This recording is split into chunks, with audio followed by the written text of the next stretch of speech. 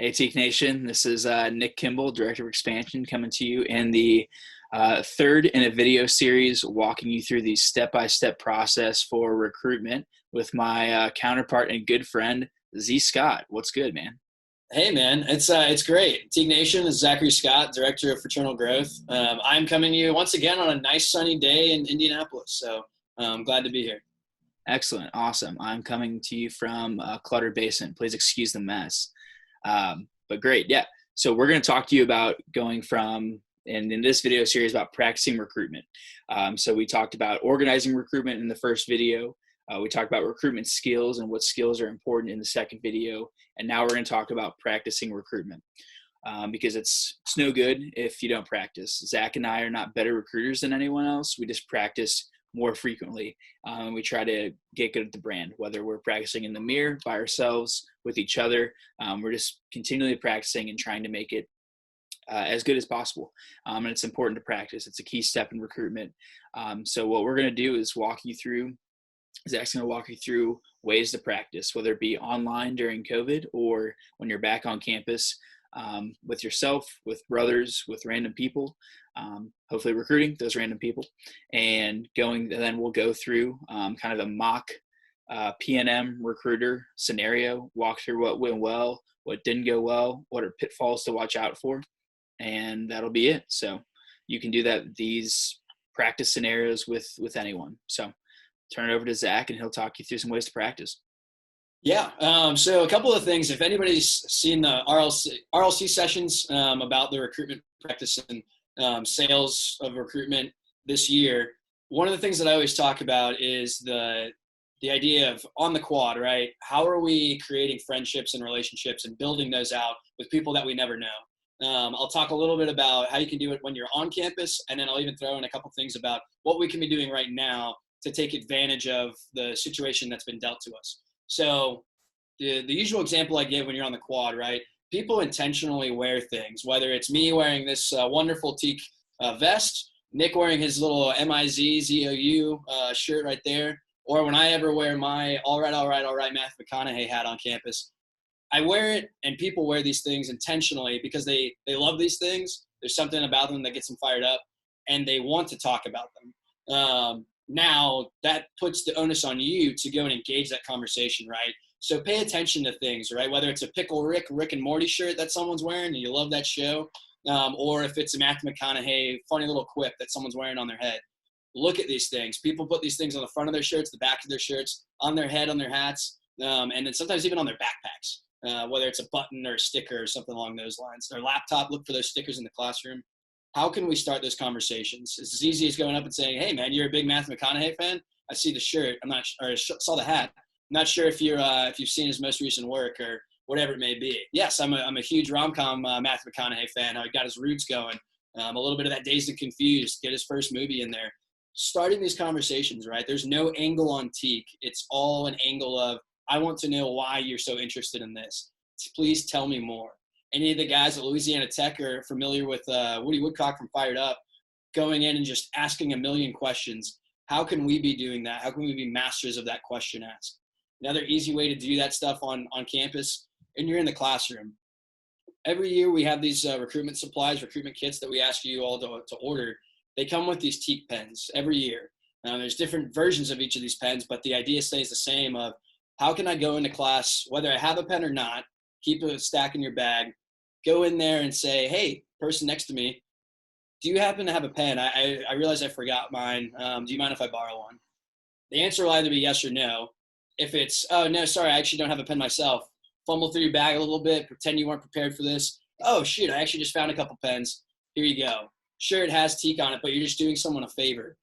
Creates an opportunity for them to maybe ask about it if they choose to, but from that moment, whether you're accepting a pen or giving one to them, start the conversation of, "Hey, I'm Zach. It's awesome to meet you. What got you to sign up for this class?" You can do this in that first month of classes. Take advantage of the opportunity that most people don't know each other. Take those courses that you aren't even in your major, right? Those gen eds that you have to qualify for if you're an upperclassman. Take these classes with the intention of trying to build out your network, right? It doesn't even matter if, in my opinion, if these guys end up joining. You are helping your own personal brand. You're helping the chapter brand and getting that network out there. You're continuing to build relationships with other people and finding a way to make yourself even better. You're practicing your skills. You're getting the brand of, oh, Teak guys are just awesome people, right? Maybe you're wearing Teak stuff in class. One day they ask you about it. They ask about the pen, whatever it is. Associating the name of Tau Kappa Epsilon and the name of XYZ, whatever your personal name is, Zachary Scott in my case, with being a good person. From there, you can go ahead and set up. I always tell guys, keep it to a minute to 2 minutes maybe of getting to know them. Hey, man, I got to study. I got to make sure that I'm paying attention in class, take some good notes with this pen. Would love to get your phone number and name. Do you mind putting it in right now? Always end with getting their information. Set up that next meetup. Oh man, what are you doing tomorrow night? Let's go over maybe some of the notes that we took. Grab some dinner. I'd love to get to know you a little bit more.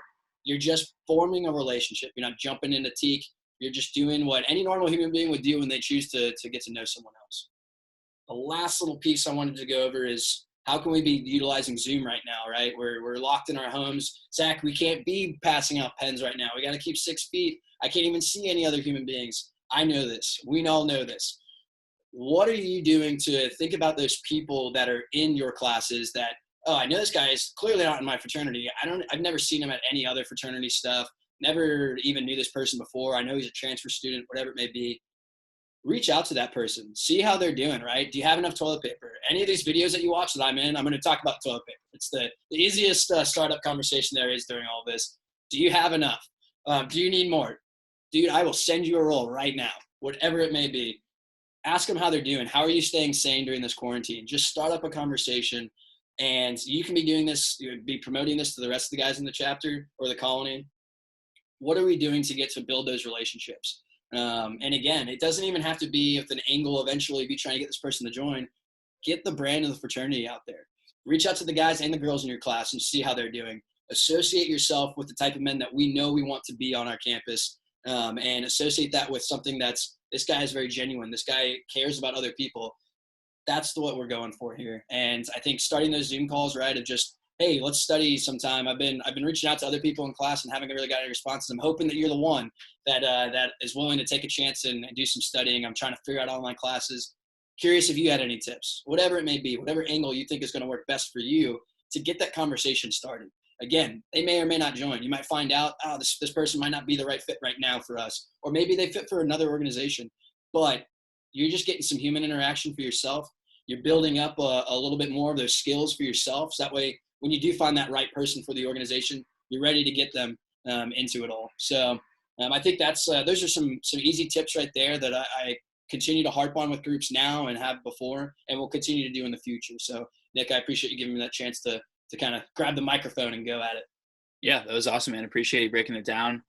Making sure when you get to the point where you are Zach level good at saying, hey, this is what we need to do, this is what we're noticing, making sure that you're monitoring other brothers as well, because it's no good, power in numbers, right? So if Zach comes to campus to help you guys, coach you guys up in recruitment, pick out what areas of opportunity where you can improve, you need to be that guy for your own chapter so we can get mass mobilization. You can get a bunch of little Zachs running around on campus. Scary thought, I know, but that's the key, right? Mass mobilization to get more quantity and quality men in our chapters.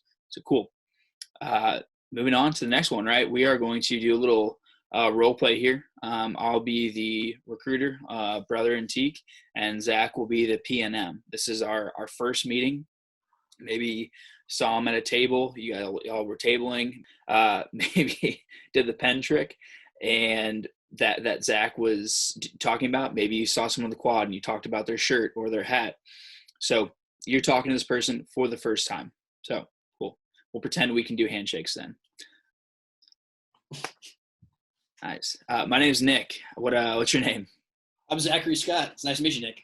Awesome, man. Yeah, I noticed you walking around campus with that beard. That's very impressive. I personally, not my style. Can't grow it myself, but yeah, my mother not so much of a fan. I get a lot of smack for it, but I can't go with a mustache. My dad has a mustache, and I would love to grow it out, but I just can't be too much of the same. I look like him.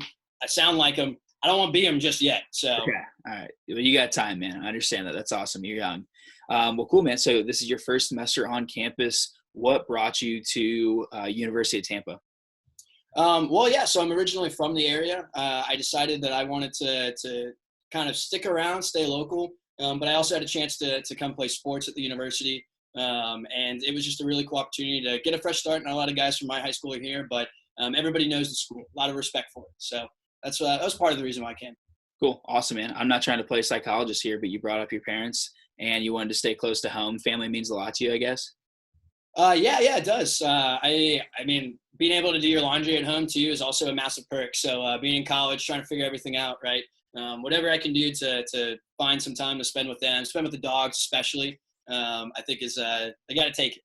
That's brutal. Yeah, when I was in the dorms, I remember I was doing a little trying to add money through my credit card onto my student ID, and it was just a pain in the butt. So glad to see you are taking advantage of being at home. That's awesome. You mentioned coming to UT for sports. What sports what do you like about sports? How did you say, hey, I want to continue this in college? I assume you were a high school athlete as well. Talk me through that a little bit. Yeah, it's a little bit of track and cross country. I don't know if I'm going to stick with it. It's a lot to balance and whatnot, but it is fun and it was a good opportunity to kind of narrow down the collegiate decision. So it is a no-brainer for me. And yeah, that's pretty much the reason why I have to get up a little bit earlier than normal, and that might be part of the reason why I don't stick with it. But not much of an early bird. But yeah. Cool, man. Cool. So I know cross country and track is not necessarily a contact sport. Maybe it is the way you play, but my understanding it's not. But it sounds like team, family, those things are really important. What do you like about cross country and track?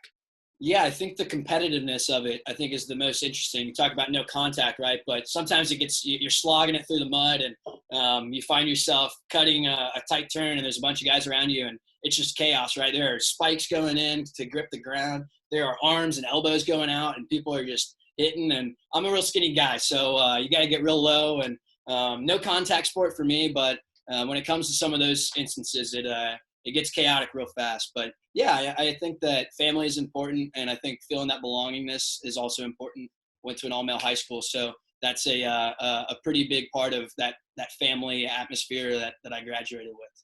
That's awesome. I as well went to an all-male high school, so very cool, from St. Louis, but decided to come to UT. Great weather down here, so very jealous that you got to grow up here and this is close to home for you. But I know you're passionate about cross country and track. I also know that you don't like getting up early, and I know that you might not stick with it. What are you looking to get out of this 4-year experience at UT? Maybe it's 5 years for you. I don't know. Yeah, it might be looking like 5 years as I get this collegiate career going. But I think a lot of it is, one, just graduating, right? I think that's a really important part, figuring out what that next step looks like afterwards. But mostly just making sure that I'm having a good time while also kind of finding myself along the way. Yeah, hey, I think we're all trying to do that. On that great quest, people say, college is the 4 or 5 or 6, I don't even know, the best years of your life, right? And that's really exciting. That's one of the things that drove me to come to UT, the opportunities and experience down here. And being a sophomore, that's really what I'm interested in trying to do. I had a great first few years, and I feel like we have a lot in common. So looking forward to connecting more. Can I get your number to talk? I like having fun as well. And I know as a freshman, I was looking for people to hang out with and an experience to kind of connect with people just like myself. So really looking forward to that. I'd love to get your number. We can connect and we can go from there and hopefully continue with this friendship we started. Yeah, I think I'm good, actually. Just kidding. I would love to give you my number and hang out or something like that. Maybe we can go down to the Rascal and grab a sandwich or something like that. That'd be great. Awesome, man. Great. Thank you. All right, time out. Great. So hope you all noticed some of the things, some takeaways, got some things of that conversation. Obviously, it helped that I knew that Zach went to UT.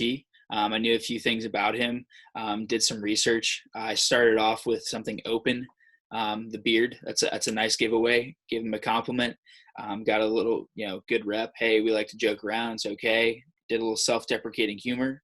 Made the atmosphere more comfortable.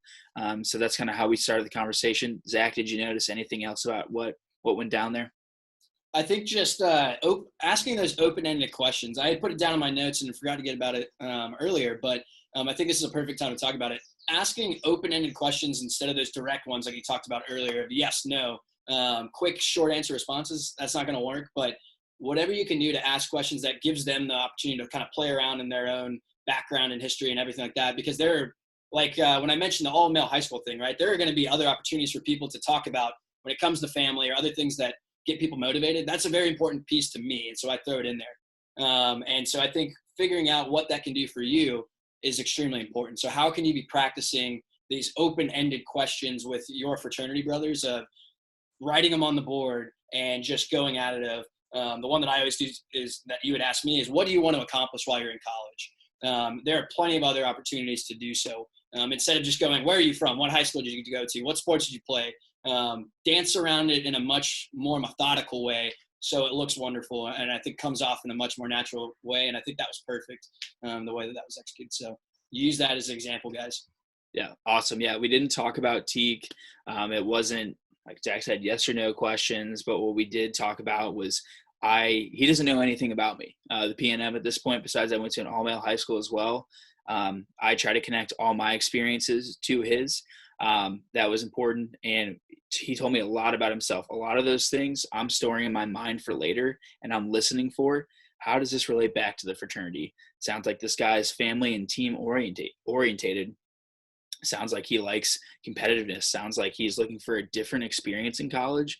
Hey, guess what? All those things are Teak. So those are the things I'm looking for in my mind. Those are the things I'm jotting down. Maybe I add it to chapter builder or my chapter's notes page on our relationship list. And I got his number. I don't want to give him my information because that puts all the onus on him. This is a freshman in college. No matter how cool you think you are, as a freshman, you're always a little afraid of those upperclassmen, especially if you know that upperclassman is in a fraternity. It's just a naturally intimidating thing. No matter if, like I said, sure, Zach and I both thought we were the coolest people when we went to college. So that was intimidating still for us. So I'm getting his number. I'm going to reach out. I want all the power in the relationship in terms of that, because I want to be able to call Zach. Hey, Zach, great talking today, man. Me and the guys are getting together. We're going to the dining hall to grab some food, and then I don't know where to get into later. Interested in joining? Cool. Awesome. Let me go pick you up from your dorm. What dorm are you in? Oh, cool, man. I had a friend in there. Oh, I live there, right? I have a connection to every dorm on campus. Cool. Awesome. It's a great way to parlay that into a first experience. And then it's not just us two. It's myself, our chapter brothers, and Zach. And we're kind of creating a bond. We're creating a friendship. So if you can have conversations like that, they're upbeat, positive, dynamic. Don't be a sloth about it. Try to smile. Try to get people to make jokes. Make people feel comfortable. That's key. So yeah, those are my takeaways. Zach, anything else to add here? Yeah, I think just the focus of asking questions about them and getting them to talk about themselves. People want to talk about themselves. It's just bottom line. And so whenever you have an opportunity, just throw in a little bit more to keep the conversation go about yourself. Do it, but don't be harping on yourself or your own experiences. Find ways to get them to talk about themselves. So that was the last little piece. I think everything else is pretty solid. Cool. I will say that if you have questions about, oh, well, I've never had so much success, right? Like not every conversation looks that easy or whatever it may be. Please drop that stuff in the comments below. And I'm certain that maybe even now we can cover a couple of other scenarios, but I think getting on the phone with us and talking through some of those, I think is the best way to combat that, because not every conversation is going to go that smoothly. Sometimes it is going to feel like pulling teeth, but when you get those amazing conversations that really flow, that's why it's so important to ask so many other people, right? Go up to as many people as you can throughout your day. Cast that net as far as and wide as possible. That's why it's so important, because you will raise the odds of talking to more people and getting much more smoothly flowing conversations than normal. Absolutely. Yeah. And Zach's right. Not every conversation is going to go like that. Not every conversation is going to, we obviously set ourselves up for success in terms of how easy and flowing that conversation was. But that's what Zach and I are here for. Victor and other guys on staff. Call us, reach out to us. We're happy to answer questions, get on coaching calls, drop it in the comments, email us, text, phone call, anything you guys want. We're here to help. This video is just meant to spark some ideas, get the general flow. Those things that we took away from that conversation are going to be applicable to every conversation you have. That was just one example of a conversation. So until then, we'll catch you guys later. Hope you tune in for installment 4, and see y'all.